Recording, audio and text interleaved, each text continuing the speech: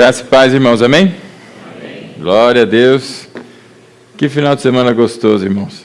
Nós tivemos, então, para minha família, desde sexta-feira, uma alegria de nos reunirmos aí pelo aniversário de 50 anos de casamento, pastor Aguiar, minha mãe, dona Neuza, 50 anos, graças a isso, inclusive, eu nasci, aleluia, me casei, tenho meus filhos, eita glória, é o desdobramento.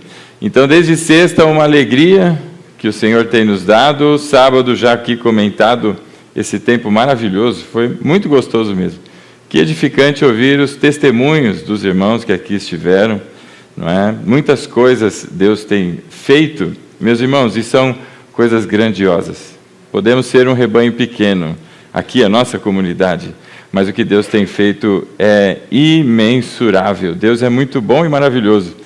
Fiquei sabendo agora, que tem até frutos em Cabriúva de continuidade. Louvado seja o Senhor por tudo isso. E hoje pela manhã tivemos também um tempo abençoado aqui com os obreiros da nossa comunidade. E eu queria dar uma puxadinha de orelha nos obreiros que se esqueceram dos compromissos. Nós temos aqui, uma vez por mês, um compromisso do curso de maturidade espiritual.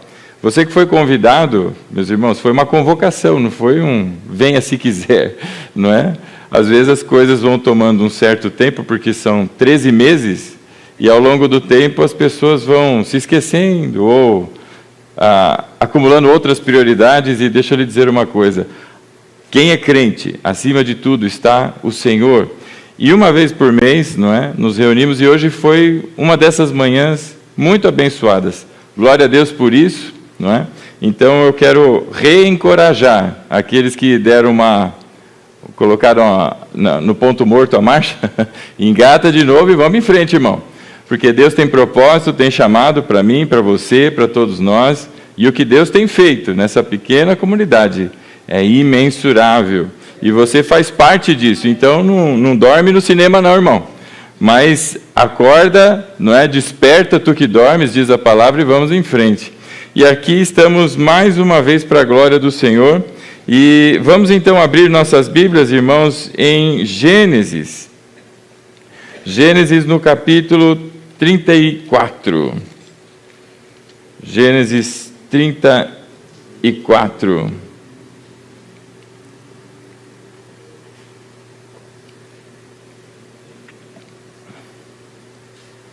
Além do testemunho dos casais, ontem teve mais testemunhos, do que Deus tem operado na vida e na família dos irmãos, e isso é maravilhoso. Por isso, irmãos, não percam as oportunidades de se reunir com a igreja, de participar, porque o que Deus tem feito é imensurável. Louvado seja o Senhor. Gênesis, capítulo 34. Quem achou, diga amém. Amém. Quem não achou, diga peraí. Vamos ler do verso 1 em diante. Diz assim a palavra do Senhor. Certa vez, Diná, a filha que Lia dera a Jacó, saiu para conhecer as mulheres daquela terra. Siquém, filho de Amor, o heveu, governador daquela região, viu-a, agarrou-a e a violentou. Mas o seu coração foi atraído por Diná, filha de Jacó, e ele amou a moça e falou-lhe com ternura. Por isso, Siquém foi dizer a seu pai Amor, consiga-me aquela moça para que seja minha mulher. Até aqui, irmãos. Feche os teus olhos aí onde você está. Curve sua fronte. Oremos. Santo Deus, Pai querido, bendito é o teu nome, Senhor. Te agradecemos por mais esse momento, por mais esse tempo, por tudo quanto o Senhor tem realizado, Pai, em nosso meio, e em continuidade, Pai, a tudo quanto o Senhor tem feito. Pedimos que o Teu Espírito fale conosco nessa noite. Senhor, que não haja resistência de nossa parte, que não haja rebeldia, mas que todos nós nos apresentemos ao Senhor. Pai, assim, arrependidos e submissos à Tua vontade soberana, Senhor, nos apresentemos e assim, Senhor, em obediência, caminhemos para a glória do Teu nome. Oramos assim em nome de Jesus. Amém. Amém, irmão? Glória a Deus. Quantos já ouviram falar de Vesúvio ou Vesúvio? Já ouviu falar? É o dono da padaria aqui do lado. Há um vulcão, não é? E esse vulcão, no ano de 79 depois de Cristo, ele entrou em erupção. E a história registrou porque o sobrinho de um sujeito chamado Plínio, ele em cartas avisou as pessoas de um acontecimento. Você já ouviu aquela expressão que a curiosidade matou o gato? Não é? A curiosidade de um oficial romano chamado Plínio, quando ele viu aquela fumaça, não é, de longe ele avistou aquela fumaça, parece um cogumelo, né, quando o negócio faz buf, a erupção, quer dizer, cogumelo é de bomba atômica, né? Erupção, senhor geólogo geográfico, National Geographic, faz? Hã? Faz igual? Depende. Mas ele viu uma fumaça preta, que pode ser que tenha sido um cogumelo, não é? Ou um marshmallow, mas estava lá uma fumaça preta. E quando ele olha para aquilo, irmão, ele ficou atraído, ele ficou curioso. E todas as pessoas começaram a deixar os lugares ali, e perna, para que te quero. Mas este chamado Plínio, não. E ainda recrutou seus oficiais, entraram numa embarcação e começaram a remar na direção do vulcão. Não é? Tem gente que tem menos parafuso que os outros, né? E aí ele foi, desceu na confiança de que sabia o que estava fazendo, na confiança de que era mega esperto, a ponto de, se der ruim aqui, a gente vaza por ali. Ele estava ali, mas de repente a fumaça, os gases, as coisas que saem voando de dentro do vulcão e mais outros fatores fizeram com que eles não conseguissem fugir daquele lugar. E toda aquela turma, inclusive Plínio, morreram, seja de asfixia, seja torrado, seja por uma pedra na cabeça, morreram. E o seu sobrinho registrou isso, e é por isso que nós conhecemos essa história. Está então registrada porque o sobrinho conta para os demais oficiais romanos que o seu tio foi para lá, mas não voltou, e não voltou porque morreu nos destroços de um vulcão. Curiosidade, irmão, curiosidade que mata, curiosidade que destrói, curiosidade que vai para além dos limites. Nem toda curiosidade é ruim, não é? Nós todos, inclusive, somos instigados a mergulhar no texto sagrado e conhecer mais. Não é uma mera curiosidade, trata-se de uma sede, portanto, curiosidade pode mover em boas direções, mas tem curiosidades, meus irmãos, que me parecem, fáceis talvez de identificar, que não são um caminho, ou não constitui um caminho bom e adequado para nenhum de nós. O texto que lemos aqui em Gênesis, no capítulo 34, fala da história de uma moça. Seu nome é Diná. Ela é filha de Jacó, e filha de Jacó com Lia. Lia deu filhos então a Jacó. Entre estes filhos está Diná. E essa moça, ela tem um desejo. O capítulo 34, verso 1 diz assim: certo dia, mantenha sua Bíblia aberta, irmão, não fecha não. Certa vez, Diná, a filha que Lia dera a Jacó, saiu para conhecer as mulheres daquela terra. Bom, estava então a moça, lá no meio do seu clã, no meio da sua família, felizes, tudo ia muito bem, quando de repente ela tem um desejo. Ela tem um desejo de sair da sua propriedade, a propriedade da sua família, deixar o recinto de proteção que ela tem, deixar o lugar onde ela conhece a cultura, deixar o lugar onde ela foi criada, onde ela conhece todas as pessoas, para ir para um lugar onde ela não conhece ninguém. Se você conhece a história, não é? Jacó está agora se reposicionando, saindo do seu autoexílio que ele traçou por conta dos problemas familiares que ele tinha. E no capítulo 33, veja aí o verso 18, diz assim: tendo voltado de Padã Arã, que era o lugar onde ele estava, então, Jacó chegou a salvo a Siquém. Você conhece a história, ele se reencontra, se restabelece então com seu irmão, e agora ele chega a salvo, como diz o verso 18, até Siquém, em Canaã, e acampou próximo à cidade. Verso 19: por 100 peças de prata, comprou dos filhos de Amor, pai de Siquém, a parte do campo onde tinha armado acampamento. Ali edificou um altar e lhe chamou El Elohe Israel.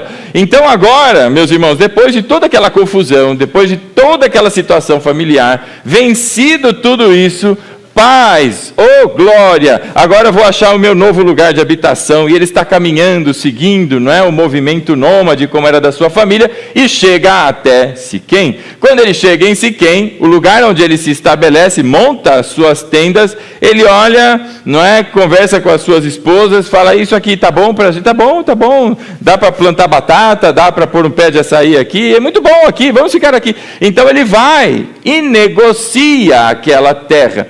A palavra diz que ele paga então, veja aí o verso 19, por 100 peças de prata. 100 peças de prata, ele compra, é bastante dinheiro, viu, irmão? Não é pouco dinheiro, não. Jacó já estava bolsudo, não é? E aí ele compra aquela propriedade, ele compra aquelas terras por 100 peças de prata e agora, como dono daquele lugar, se estabelece ali. Quem são então os vizinhos dele? Essa turma de Siquém. São os vizinhos. E o clima é tão bom que ele resolve ficar lá. O clima é tão bom que ele não só resolve ficar lá, como ele negocia a propriedade. Ele deve ter chegado lá: senhor Siquém, ou melhor, senhor Amor, né, que é o nome do governador ali. Senhor Amor, quanto o senhor quer? 120? Não, 110. Não, eu pago 90. Não, 100 não se fala mais isso. Pois não, está aqui. Puf. Pagou, passou no cartório, protocolou tudo lá direitinho e agora ele se estabeleceu. Veja o ambiente pacífico e tranquilo depois de tanta, não é, tensão, tanta turbulência na vida daquele homem chamado Jacó e também na sua família, que todos acompanharam tudo aquilo. Jacó inclusive manda a turma na frente, manda presente na frente. É estratégico, Jacó. Eu vou depois, porque se der ruim, né, vai amolecer no coração do meu irmão aí e tal. E agora, passado tudo isso é superado, irmão. Ele se estabelece. Glória a Deus por esse tempo. Você já teve um tempo na tua vida que é seguido de uma grande turbulência e finalmente vem aqueles ventos de paz. Vem aquela brisa gostosa da tranquilidade. E aí você se senta, ou se levanta, ou anda, ou para, ou vai ao banheiro. Mas você está em paz, irmão. Aí vem um abençoado. Ou no caso aqui, uma abençoada. Capítulo 34, verso 1, diz que a filha de Jacó teve uma ideia brilhante. Vamos conhecer os nossos vizinhos? Verso 1. Certa vez Diná, a filha que lhe dera a Jacó, saiu para conhecer as mulheres daquela terra.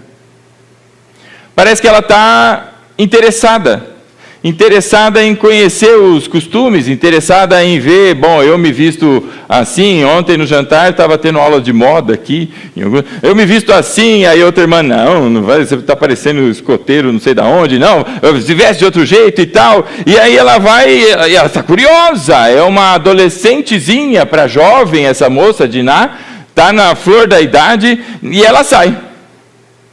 Irmãos, estava tudo bem, até essa mulher sair. Aí a voltinha dela custou muito caro. A curiosidade dessa moça chamada Diná custou muito caro. O verso 2 vai dizer o seguinte, capítulo 34, verso 2. Siquém, filho de Amor é o mesmo que conversou com o pai de Diná, ou seja, Jacó, e negociou a terra para que Jacó se estabelecesse. Foi ele, o pai desse Siquém, que recebeu 100 peças de prata para que Jacó então ficasse ali. E agora este chamado Siquém dá uma bisoiada. Veja aí o verso 2. Siquém, filho de Amor, o heveu, governador daquela região, viu quem? Diná. E não é a mãe, é a filha de Jacó. E viu quem? Diná. E agarrou-a e a violentou. Irmão, uma saída inocente, um passeio despretensioso.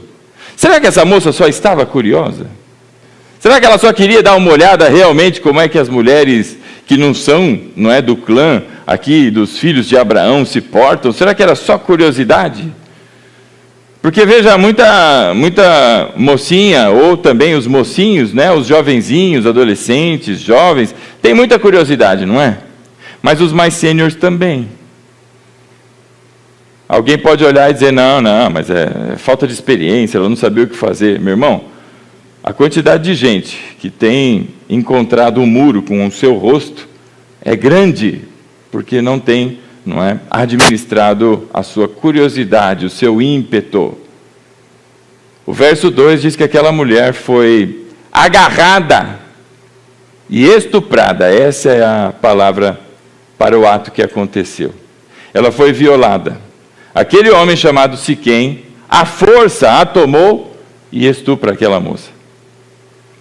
Se você conhece os costumes da época, uma mulher que não fosse mais virgem não era mais apropriada para um casamento, a não ser que o noivo, o marido, o próximo, que venha a contrair, aceite a condição. Mas não tendo essa situação, o futuro desta chamada Diná estava totalmente agora arruinado.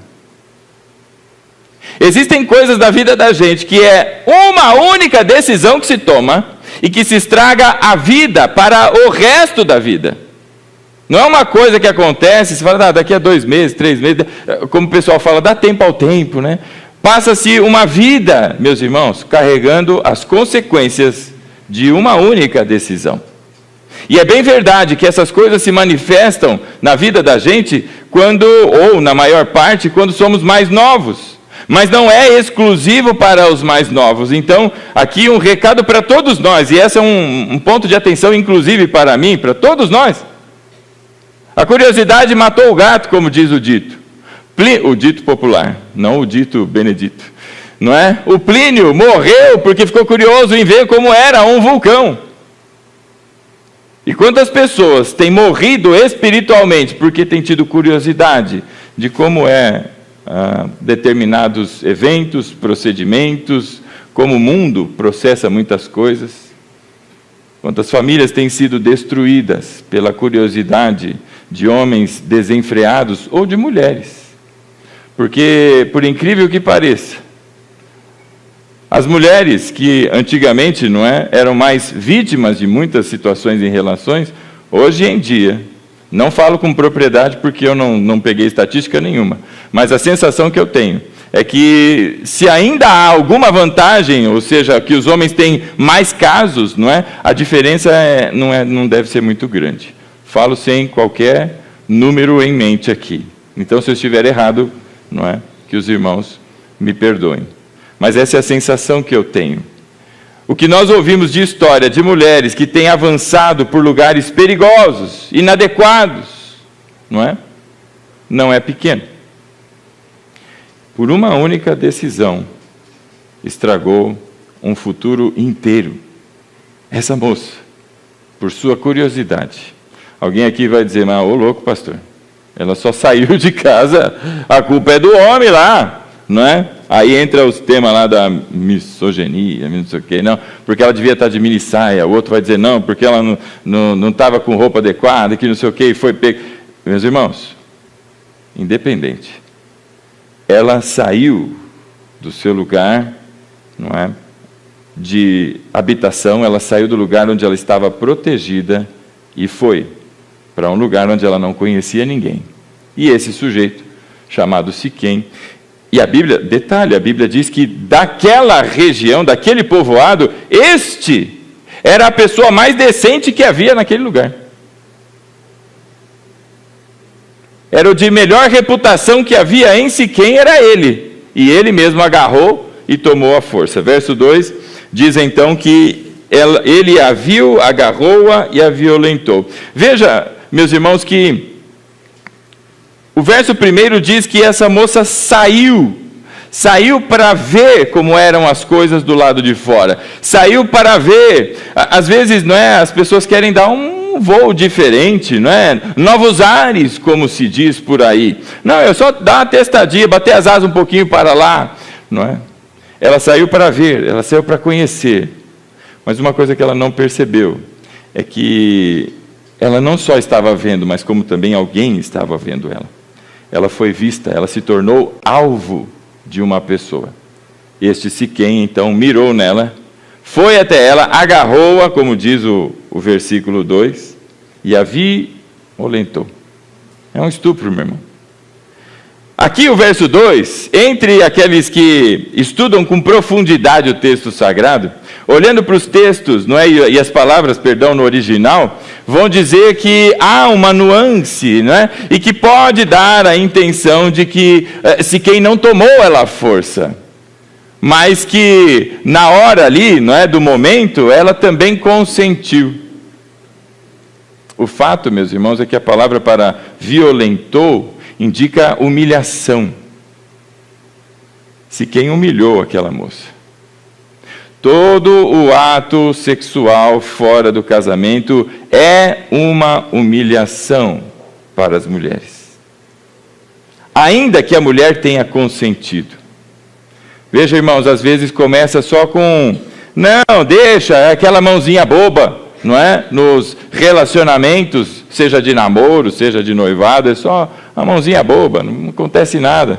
Uma palpada, não é?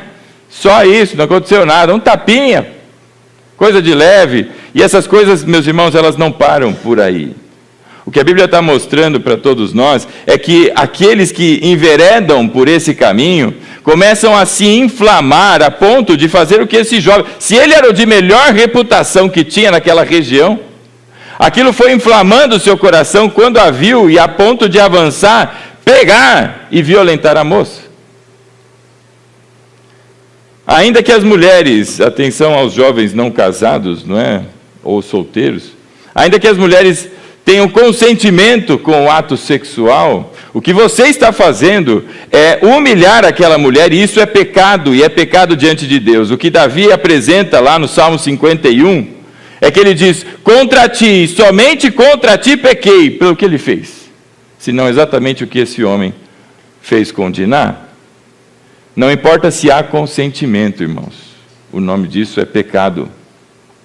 E gera humilhação para as mulheres. E tem muita mulher que está se sentindo no máximo, uma super esperta, não é? E você está sendo humilhada, degradada, difamada por um gesto como esse. Por isso, irmãos, os jovens precisam de orientação, principalmente esses que estão próximos aí do casamento, ou não estão próximos, estão só numa relação, não é, de namoro. Isso é um assunto bastante sério. Uma única decisão estragou a vida inteira. Quantos podem testemunhar de algumas coisas que se arrependem e que há anos carregam as consequências de um ato que você teve? Quem tem um pouco mais de quilometragem como eu, não é? Já deve ter vivido e experimentado coisas que se arrependem e até hoje você tem então que conviver com consequências do que você fez.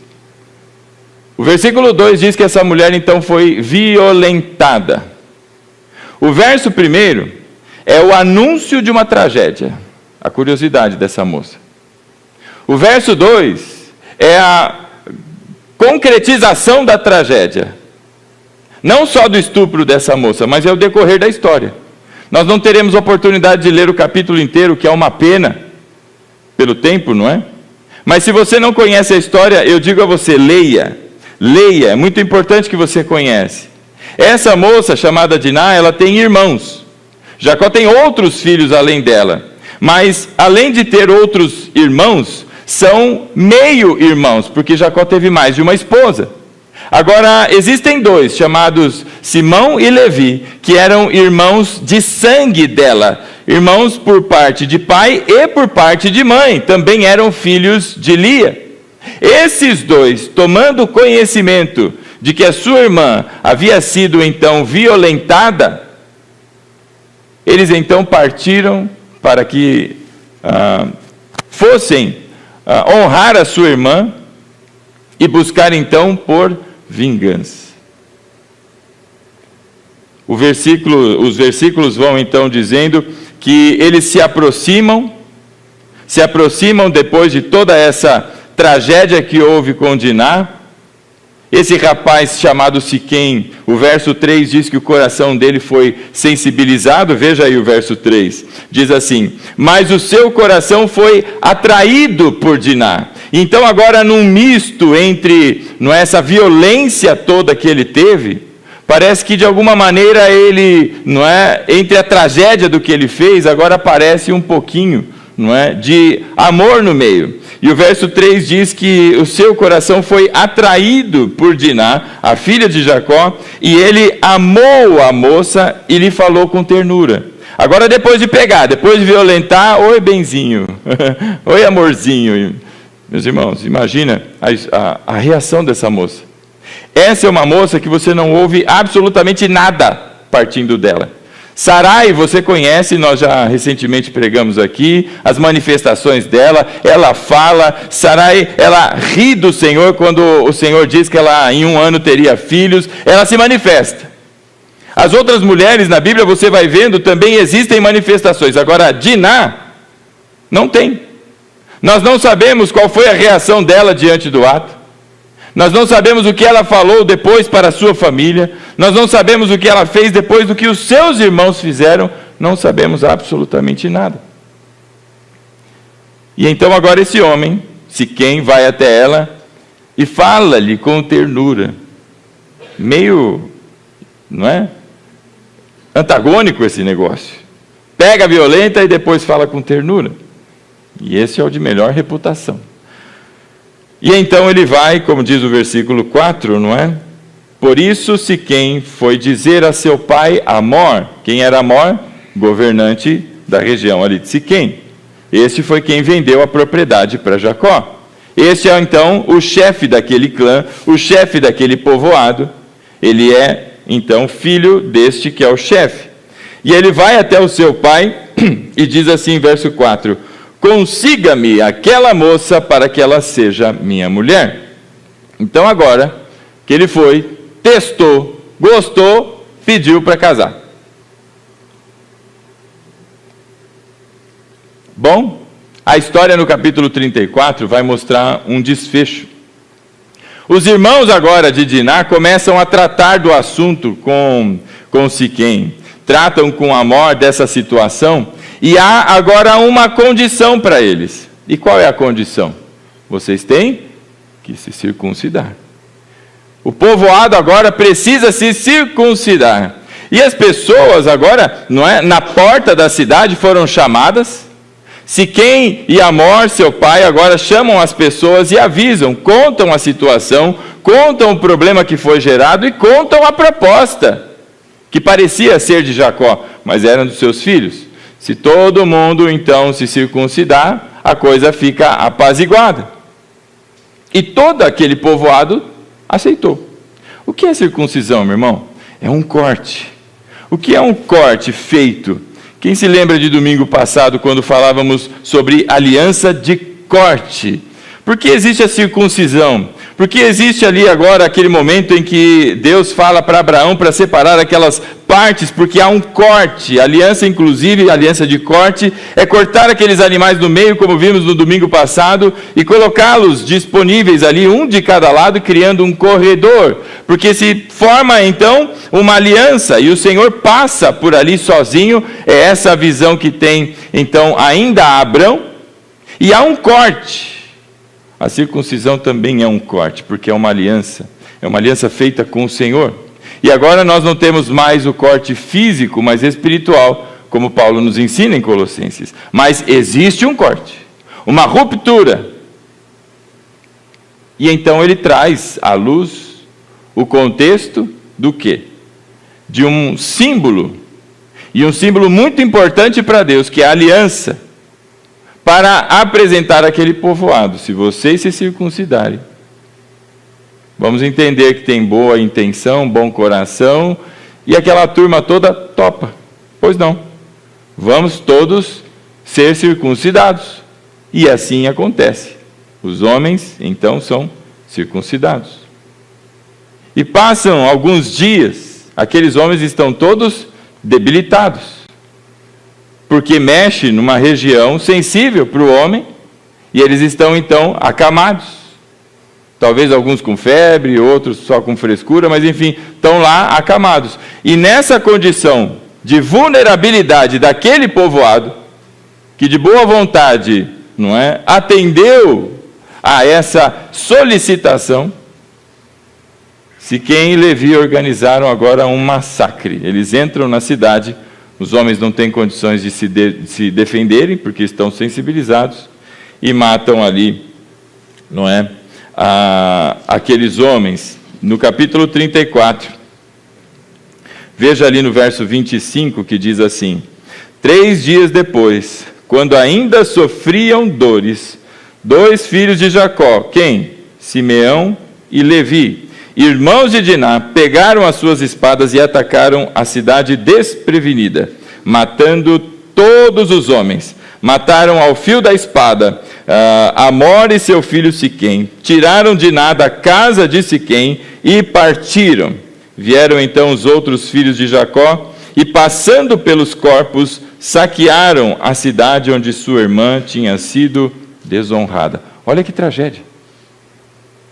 Matou todos os homens daquele povoado, ou morreram todos os homens daquele povoado, por causa de uma decisão equivocada. Aqui me refiro a do homem. E tudo isso parte porque aquela moça saiu de casa, que deveria ter ficado em casa. Saiu de casa para ir lá flertar com as coisas do lado de fora da cerca. Meus irmãos, que tragédia é essa? Simão e Levi então organizam este massacre.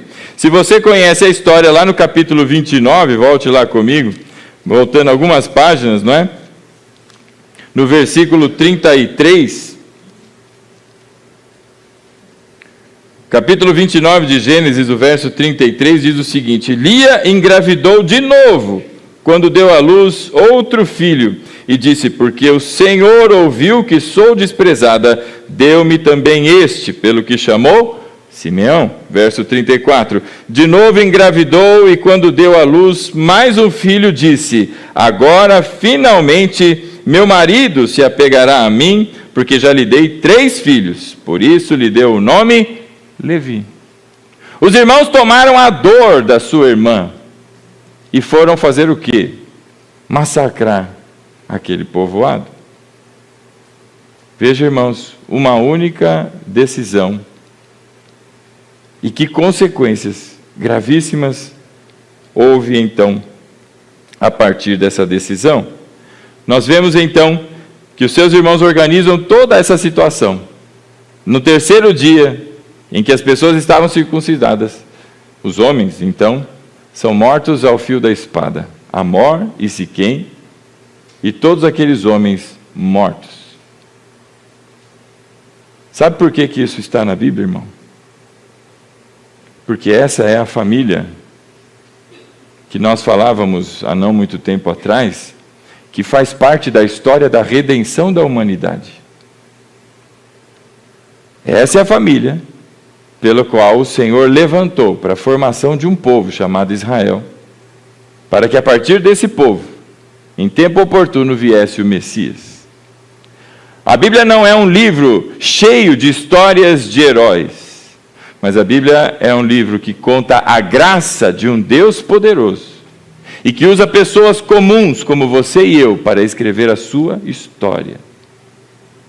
No meio da lama do pecado da humanidade, o Senhor estabelece a sua graça e passa por ela de maneira soberana.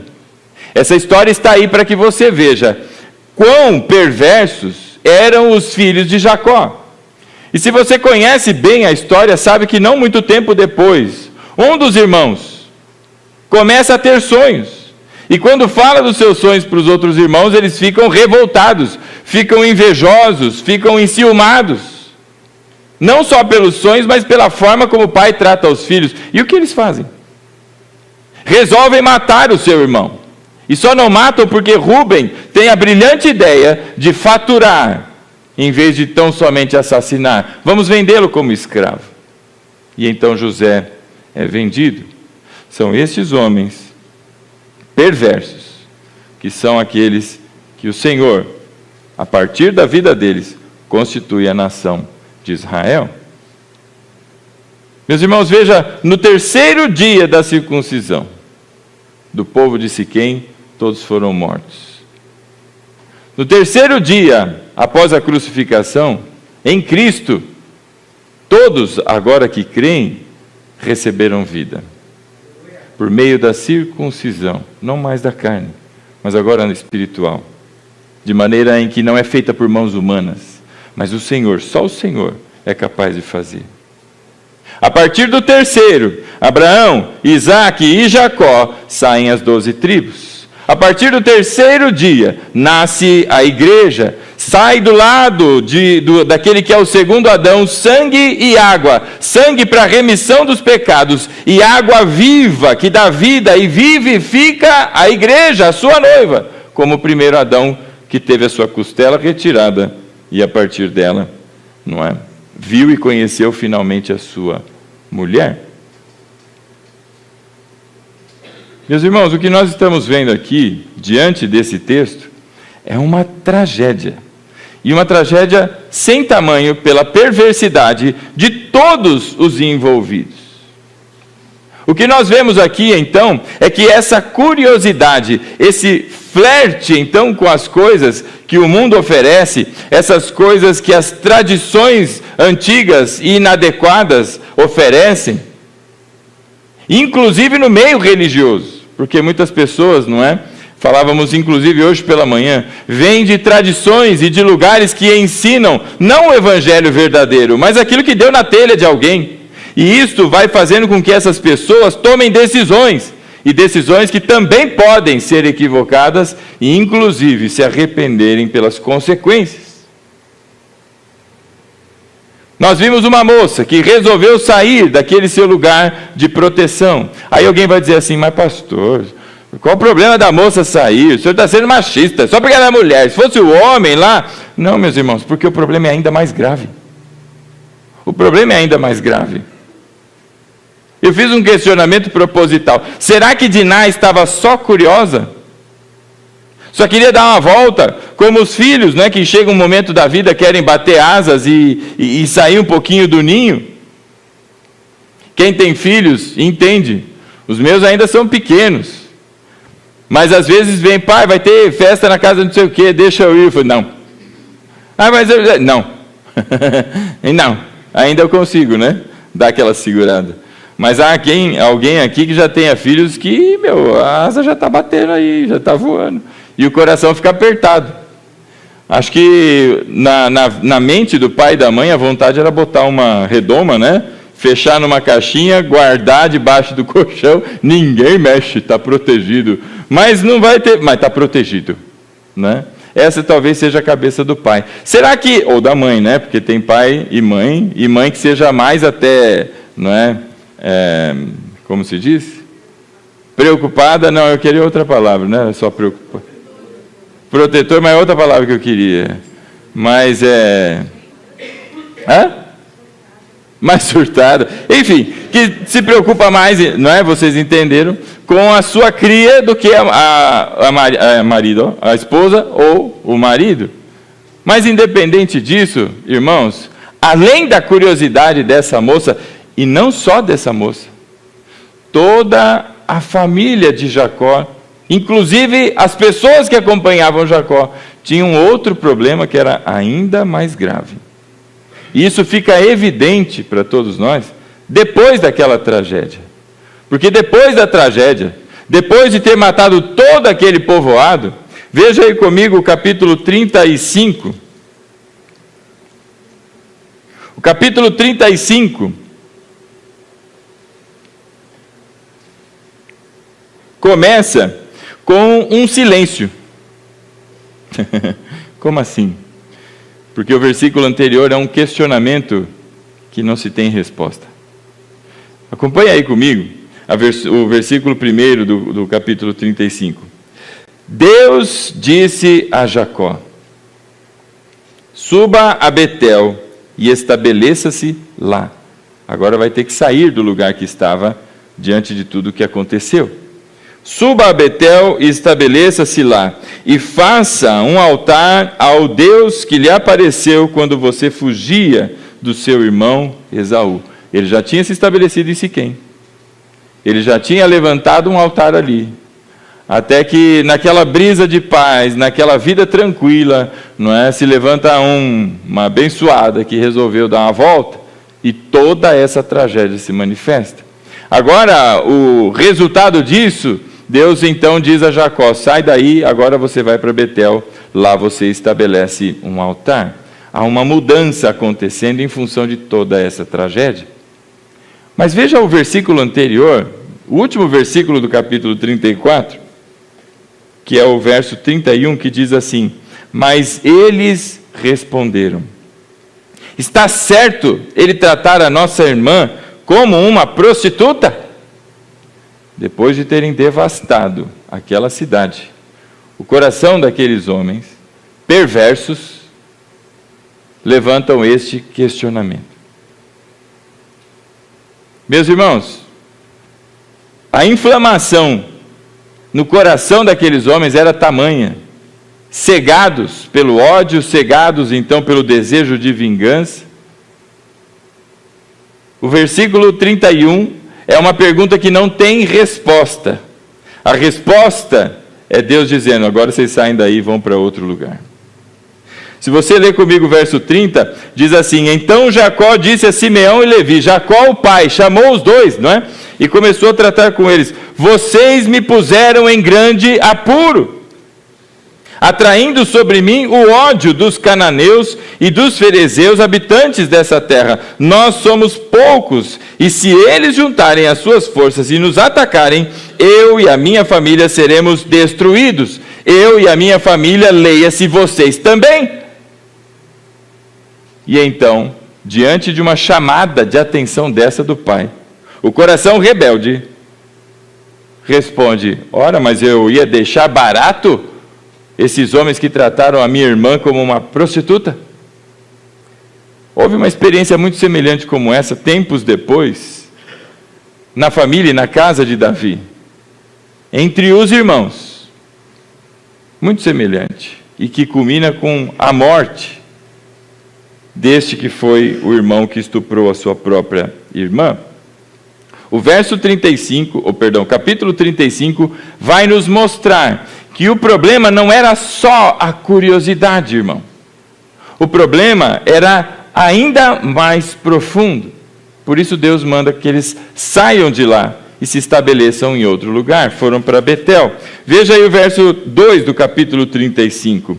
Disse, pois, Jacó aos de sua casa e a todos que estavam com ele. Agora Jacó, recebendo a ordem do Senhor, ele se pronuncia chamando todo mundo. Fala: vem aqui, ô tropa, esses filhos rebeldes, venham aqui, serviçais, ajudantes, todos vocês, venham aqui. E aí ele começa a dizer: livrem-se dos deuses estrangeiros que estão entre vocês, purifiquem-se e troquem de roupa, venham, vamos subir a Betel, onde farei um altar ao Deus que me ouviu no dia da minha angústia e que tem estado comigo por onde tenho andado. Verso 4. Então entregaram a Jacó todos os deuses estrangeiros que possuíam e os brincos que usavam nas orelhas. E Jacó os enterrou ao pé da grande árvore, próximo a Siquém. Sabe, meu irmão, o problema era muito mais fundo. Não se tratava só de uma curiosidade. Debaixo do nariz de Jacó, Jacó teve experiências profundas com Deus.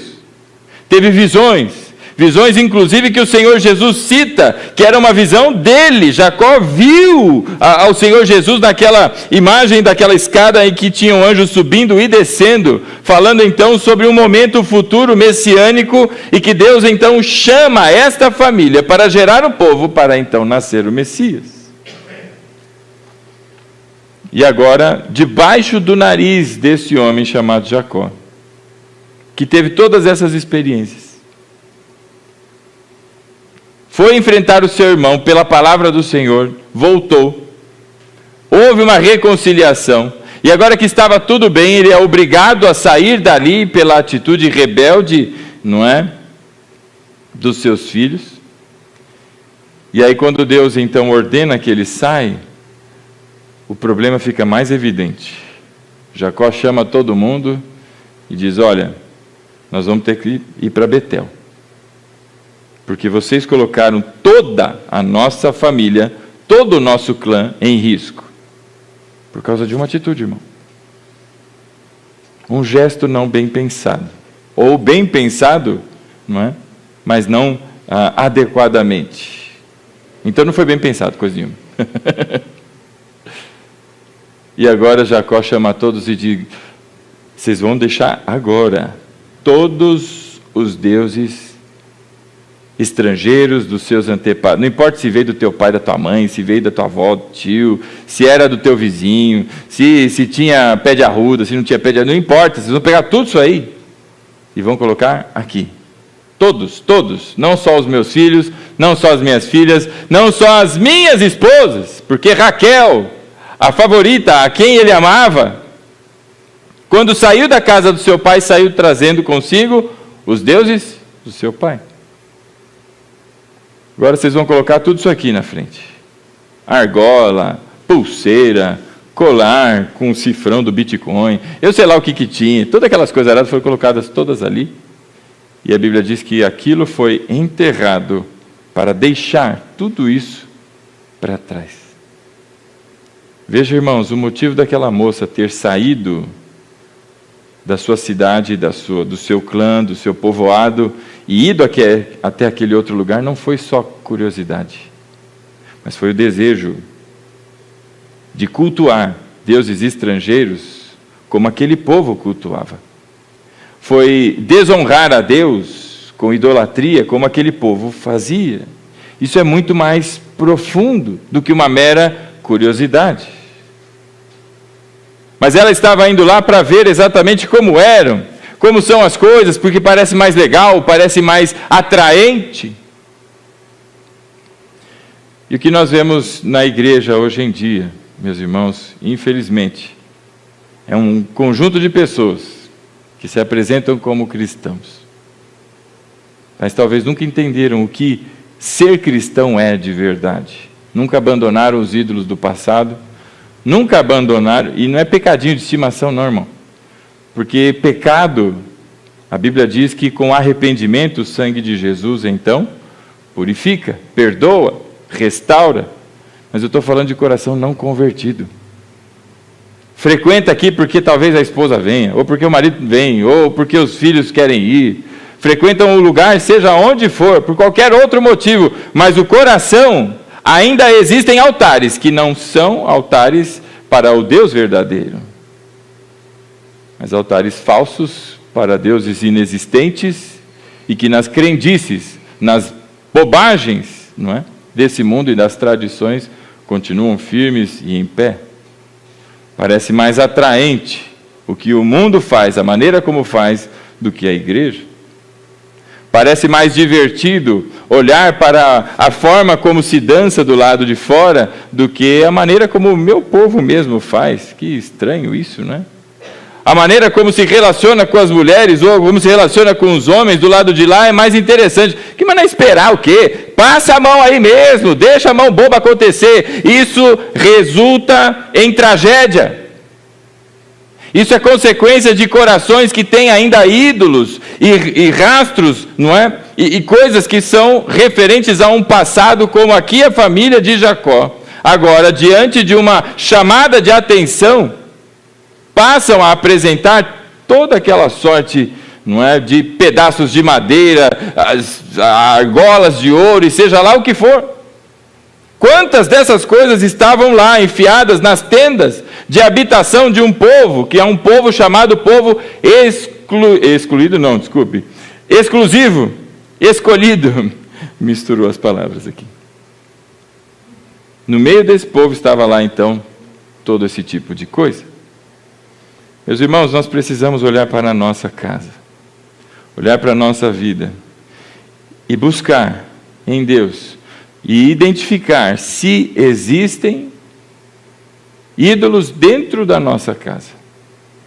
Existem testemunhos tristes, muito tristes, de filhos de pessoas que servem a Deus, pai ou mãe que são pessoas dedicadas na obra do Senhor e que quando chegam em casa encontram os filhos ou encontraram os seus filhos mortos por suicídio, porque então entregaram a sua vida diante de uma oferta a um ídolo, a um Deus, entre aspas, e com D minúsculo, que não existe. Talvez você me olhe e diga: rapaz, isso aí é papo terrorista. Não é não. Não é não.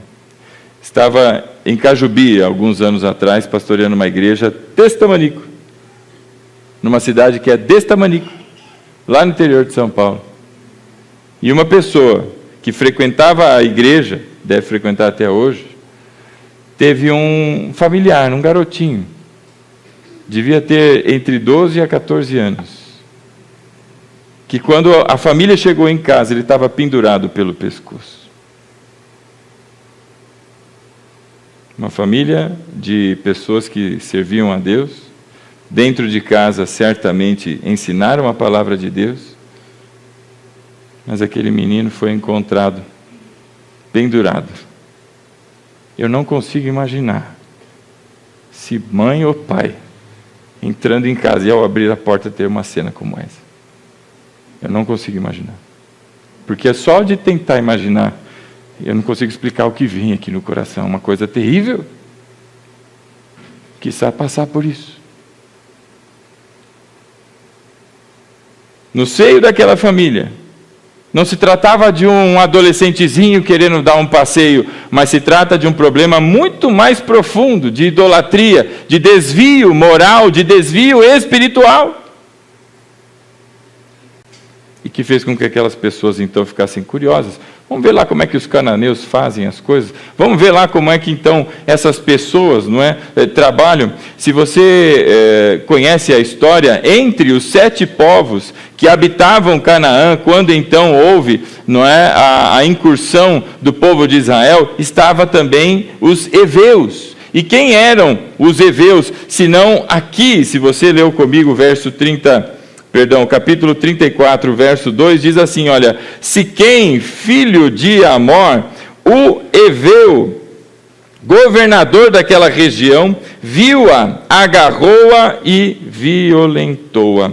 Este heveu é exatamente um dos povos que foram então, tirados daquela terra, tirados daquela propriedade, para que então o povo de Israel pudesse entrar. Vá comigo em Deuteronômio, no capítulo 7.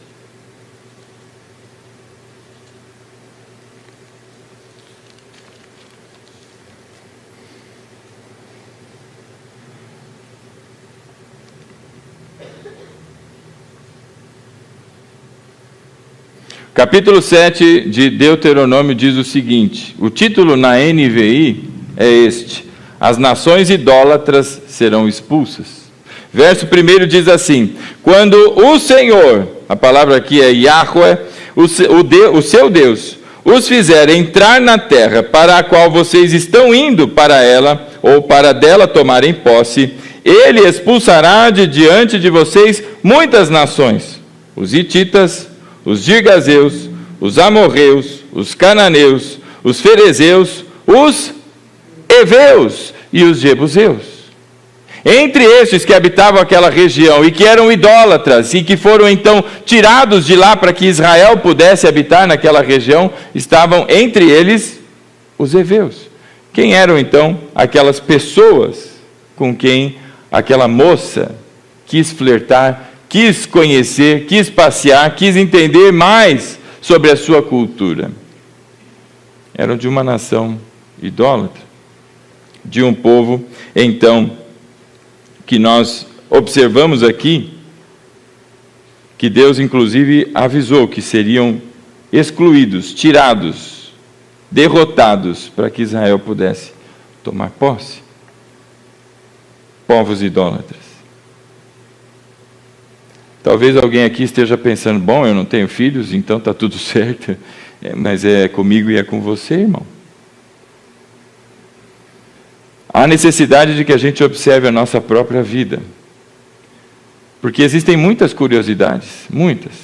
Falávamos no começo, curiosidades sadias, outras curiosidades que não são. E às vezes a gente dá uma roupagem diferente para ela, para essa curiosidade parecer uma boa curiosidade, mas a gente sabe, a gente conhece no fundo, não é? As intenções malignas do coração. E quando de repente se observa, não só ficou naquela curiosidade, mas o ato avançou. Avançou a exemplo do rapaz que violentou a moça, a exemplo daqueles irmãos que massacraram um povoado em vingança. E tudo isso, meus irmãos, por conta de um coração enganoso. Eu penso que eles imaginavam que faziam o que era correto. A resposta que deram a Jacó, ora, eu ia deixar aqueles, não é, incircuncisos, eu ia deixar esses homens falarem assim com a minha irmã, ou tratarem ela como uma prostituta. Veja, irmãos, decisões, curiosidades, muita coisa acontece na vida, no cotidiano, entre as famílias, entre os relacionamentos. E essa é uma noite que Deus nos chama a atenção para algumas questões. Primeira delas, essa saída que não é só uma curiosidade, mas é uma intenção de conhecer mais, de mergulhar mais num contexto que é diferente do da sua família e da sua propriedade ou da sua proteção, do seu lugar de habitação. Isso tem devastado o que se chama de evangelicalismo no Brasil. Existem muitas igrejas que estão adotando práticas, meus irmãos, que não chegam nem perto do que a Bíblia nos ensina. Nem perto. Ensinamentos equivocados. E aqui alguém pode dizer, teologia da prosperidade, né? E alguém acha que isso até é assunto velho já, de tanto que já se falou sobre. Mas sintoniza aí as televisões, sintoniza os rádios, o que você vai escutar, se não esse tipo de coisa. Não só a teologia de prosperidade, mas uma inclinação das pessoas a não apresentarem Deus como de fato Deus é, mas começarem a limitar o poder de Deus na cabeça desses homens, de que Deus não tem poder para tantas coisas. Aliás, Deus não sabe muitas coisas. Deus está aprendendo com a história tanto quanto eu e você. Ele tem a capacidade de olhar o futuro, mas ele não tem poder para mudar o futuro. Meus irmãos, quanta bobagem. Quanta bobagem. E sabe o que é pior? Às vezes nos grupos de WhatsApp que a gente participa, algum irmãozinho manda um vídeo achando super legal, porque é essas frases de efeito, ou um trecho, um corte de alguma... Rapaz, não se preocupa nem em ver quem é, não se preocupa nem em entender do que estava falando, e não tem a menor ideia se aquilo está certo ou não, mas achou aquilo comovente, tocante, porque é sensual, né? Sensualiza no coração, chama, é atrativo, não é? Palavras geralmente de sempre, não é? De muitas conquistas, tudo vai dar certo, só vitória e vitória, você não fica doente, coisas do tipo. Irmãos, vai conhecer a história do apóstolo Paulo. Entre os maiores pregadores do Evangelho e missionários está esse homem. Vai conhecer a história dele. Ele teve vários triunfos pela graça de Deus, mas não desses que são pregados hoje em dia. Vai olhar para as igrejas hoje. Apareceu para mim, eu sei lá quem que é, um homem barbudo, cheio de maquiagem, batom, um óculos, e o cabelo, assim, que faz assim na pontinha, assim. Eu não sei o nome disso aí, né? Parecia uma mulher, só que com barba e com cara de homem. E embaixo estava lá: olha o que esse pastor disse. Pastor? É sério. O problema não é o vídeo e não é o que o cara fala só. Vai ver os comentários, irmãos. A quantidade de gente apoiando esse tipo de coisa. Os nossos adolescentes de hoje cresceram num mundo muito diferente do que foi, pelo menos, da minha época. E tem muitos deles que têm amiguinhos que são exatamente assim. E isso tem sido, não é, colocado como uma situação normal, como uma situação correta. Irmãos, e a igreja tem tentado se adaptar a essas coisas. E não tem que se adaptar a nada, irmão. Senão a palavra de Deus. Um erro que custou o futuro, não só dessa moça, prejudicou a sua vida, como foi o fim, uma tragédia para todo aquele povoado, e isso marcou a história de Israel. Um erro, um equívoco, curiosidade, deixa eu ver como é que é. E assim as coisas foram seguindo. Meus irmãos, tem muitas igrejas que estão flertando por aí com o mundão, com esse estilo de vida, não é? A gente brinca da parede preta, até falávamos aí algumas coisas sobre a parede preta, mas esquece a parede preta. Veja o que se pratica lá, veja o que se fala lá, e encontre paralelo bíblico, irmão. Não o que travestiu para parecer que é de crente, mas vai ver o propósito. Inclusive propósito. Tem livros famosos que falam de propósitos, e o autor é desses que agora está defendendo exatamente estes. Não é? Esse tipo de, entre aspas, inclusão. Poxa, irmãos, às vezes a gente parece os chatos de plantão, né? Hein? Esse aí, né, só sabe. Não é, meus irmãos. Eu tenho um chamado da parte de Deus e hei de prestar contas. E é a minha obrigação alertar sobre as bobagens, porque está fugindo àquilo que é a prática do Evangelho. Aquela moça, ela foi atrás exatamente disso. Não foi só curiosidade. Ela queria encontrar o que não tinha na sua casa. Ela queria encontrar o que não tinha ali no seu povoado. Ela queria encontrar aquilo que não tinha ali com aquele que era o Deus do seu pai. Mas não era o dela. Não era dos seus irmãos. Não era da sua mãe. Não era do seu avô. Mas era do pai. Esse é um grande alerta para mim e para você, acerca dessas curiosidades que existem. Vai entender a origem delas.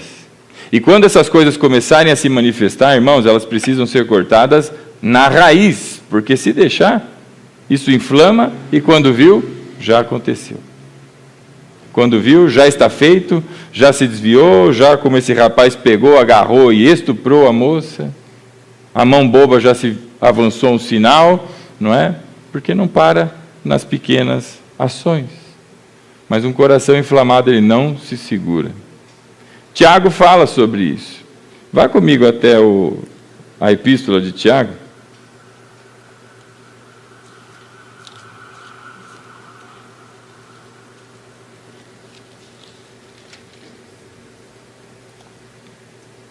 Veja o capítulo 4.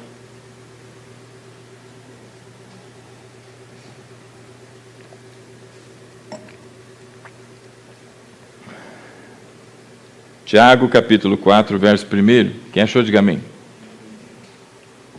Olha o que diz a palavra do Senhor.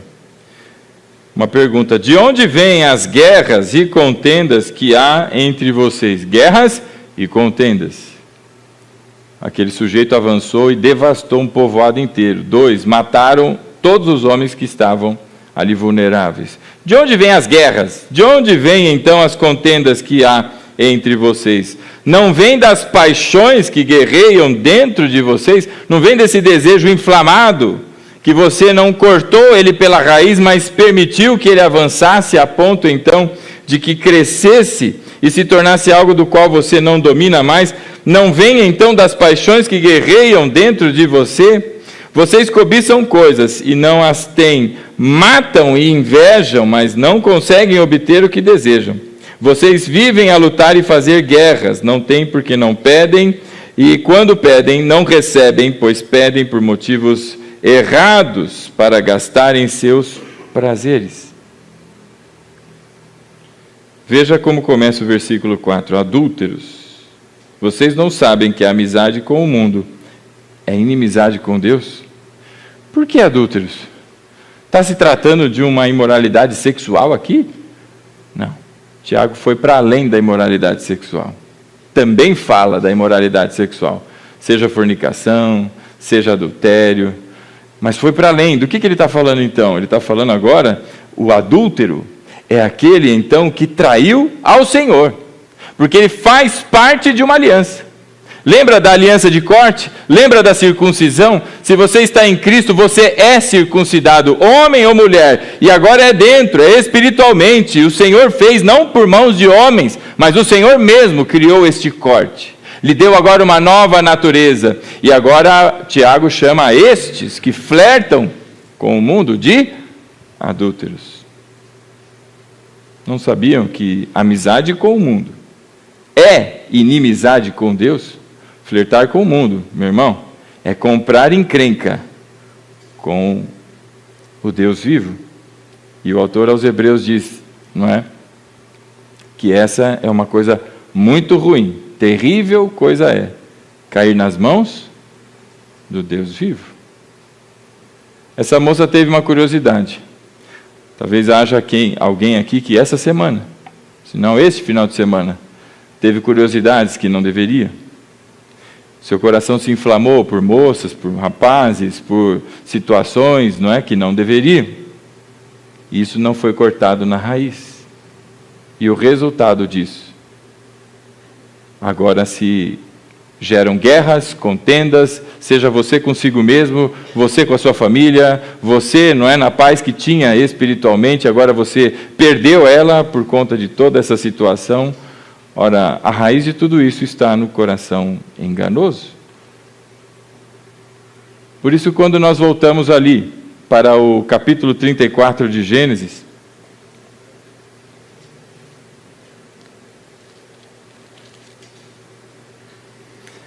a palavra diz lá, no verso 1, certo dia, ou certa vez, Diná, a filha que Lia dera a Jacó, saiu para conhecer as mulheres daquela cidade. Ela foi lá conhecer, ela foi lá ver. Mas como vimos o verso 2, ela achou que ela estava explorando aquele lugar. Mas o que aconteceu ali, na verdade, é que aquele lugar, aquelas pessoas estavam olhando para ela. E o verso 2 então diz, Siquém, filho de Amor, o Eveu, governador daquela região, viu-a. E tendo-a visto, então, a agarra e a violenta. Meus irmãos, existe um livro de testemunho de um teólogo bastante famoso norte-americano, e ele saiu, uma das frases que ficam ali presentes no seu texto, é que ele saiu para saquear o mundo, mas ele voltou saqueado. Ele saiu na sua, não é, imaginação de que ia dominar o mundo, ia saquear o inferno, ia avançar, mas ele no seu testemunho diz que ele mesmo voltou, e demorou a voltar, mas ele voltou saqueado. Essa moça foi avançar, e voltou devastada, e trouxe devastação para aquele povoado, e também para a sua família. Vamos ver o que a palavra do Senhor diz em 2 aos Coríntios, 2 de Paulo aos Coríntios, no capítulo 6.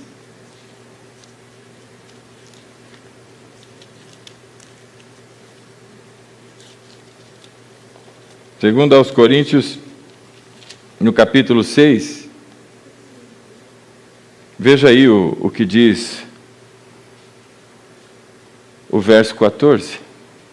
A palavra do Senhor fala comigo e com você acerca de envolvimentos com as pessoas que não creem em Deus, que não entregaram a sua vida a Deus, como você e como eu, se você está em Cristo. Segundo aos Coríntios capítulo 6, o verso 14 diz o seguinte: não se ponham em julgo desigual com os descrentes. Meus irmãos, isso não é só para relacionamentos. As pessoas pensam que isso é para namoro, não pode namorar uma pessoa que não era crente.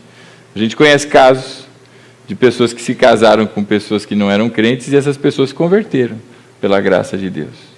Aqui o julgo desigual não é só em situações como essa que você deve avaliar bem. Cuidado com a curiosidade, cuidado com o flerte, mas é também com as amizades, com quem você faz parceria, com quem você faz aliança, com quem você caminha. O verso 14 continua: pois o que tem em comum com a justiça e a maldade. Pois o que tem em comum a justiça e a maldade? Paulo agora faz uma pergunta retórica. O que a maldade tem a ver com a justiça? Eu acho que eu conheço a resposta. Nada. Se você pensou alguma coisa diferente, né? Que Deus te abençoe, aleluia. O que tem então em comum a justiça e a maldade? Nada. Segunda pergunta: ou que comunhão pode ter a luz com as trevas? Se existe luz, não tem trevas. E se existe trevas, é porque não tem luz. Ora, existe comunhão entre trevas e luz? Eu acho também que eu sei a resposta. Não. Se alguém pensou diferente, que Deus te abençoe, aleluia. Existe então comunhão com trevas e luz? Não, verso 15, que harmonia existe entre Cristo e Belial, sendo Belial um ídolo, ou o mal, não é? Que comunhão tem então o Senhor Jesus com qualquer dos ídolos? Eu acho que eu também conheço a resposta. Nenhuma. Se você pensou diferente, que Deus te abençoe, aleluia. E Paulo continua, verso 16: que acordo há entre o templo de Deus e os ídolos?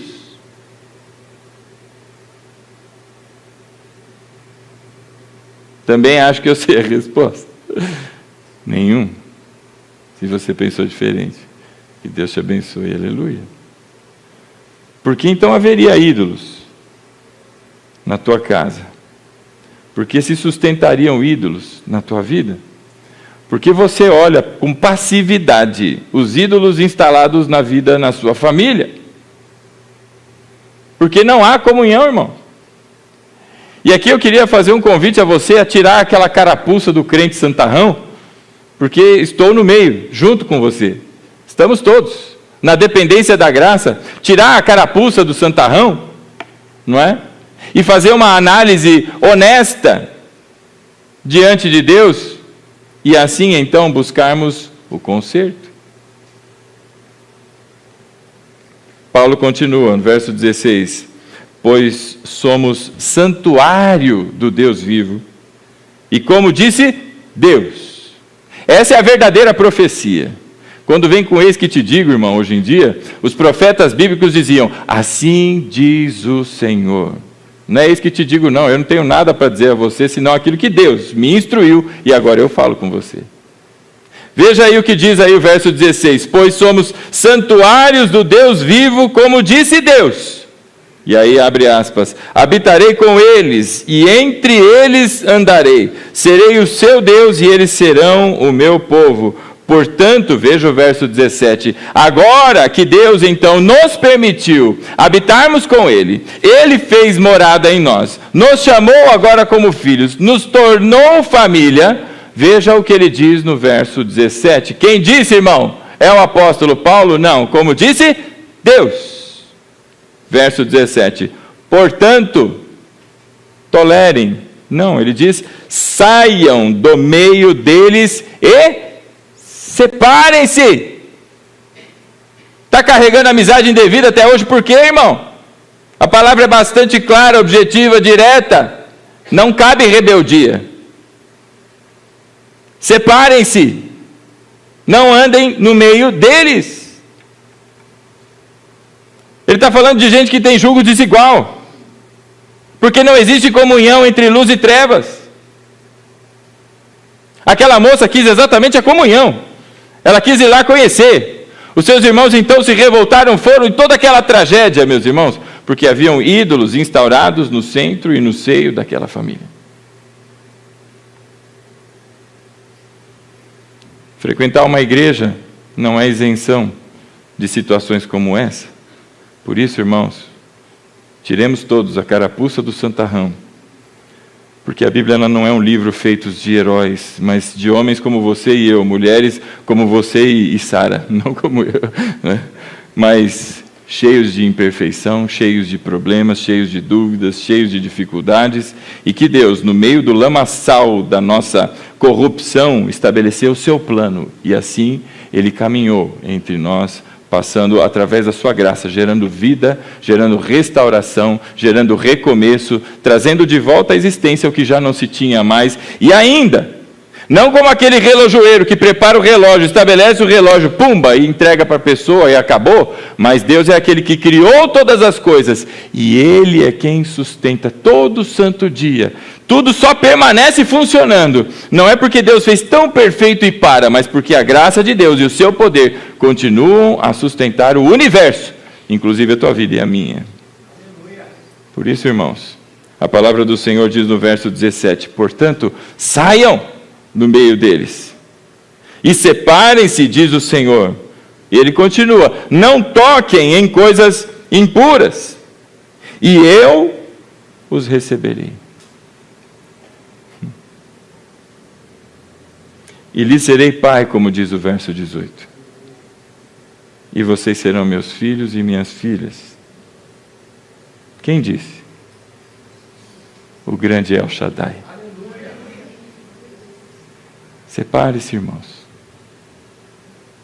Tem gente que pensa e confunde o amor que o Senhor nos ensina como aquele que saiu para saquear e voltou saqueado. Separem-se. Sabe, meus irmãos, existe um dito para quem estuda os textos paulinos, que é bem comum no meio teológico. É o famoso já, mas ainda não. Paulo tem bastante disso nas suas epístolas. Nós já somos cidadãos do reino dos céus. Nós já somos cidadãos dos céus, mas ainda não estamos lá. Já, mas ainda não. Isso quer dizer que nós, apesar de toda a obra que Cristo já realizou entre nós, como diz Efésios capítulo 1, verso 3, bendito seja o Deus e Pai do nosso Senhor Jesus Cristo, que já nos abençoou com toda a sorte de bênçãos espirituais nas regiões celestiais em Cristo. Isso já é verdade na minha vida e na sua, mas ainda não habitamos os céus, mas habitaremos, porque o Senhor já nos abençoou. E enquanto estamos aqui, não tem como vivermos em redomas. Não dá para colocar os nossos filhos ou a nossa casa dentro de uma caixa, enfiar debaixo do colchão e dizer está protegido.